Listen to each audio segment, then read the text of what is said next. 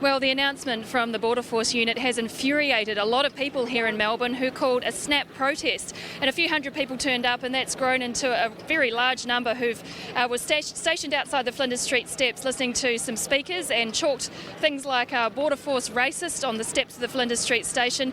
And then they've moved into the middle of the intersection at Swanston and Flinders Street here in Melbourne, where they're staging a protest blocking all the trams and traffic from getting through, which has annoyed a lot of motorists who've been beeping their horns and trying to make their way through.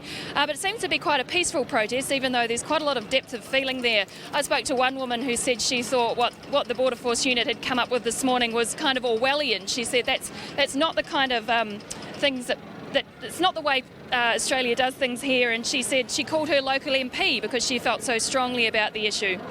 Jean, any word on how everyone found out about the press conference? Of course, we're used to getting releases in the media, but of course social media is such a huge thing nowadays that it's not long before something generates from a press release on paper to hundreds of people standing outside a station. Well, news certainly travels fast these days, and it was only a couple of hours in which this protest was organised. Yes, and there's a lot of people tweeting and taking photos and videos, so word's spreading pretty quickly that this is happening in the middle of Melbourne's busiest intersection. All right, Jean Edwards, thanks so much for the update.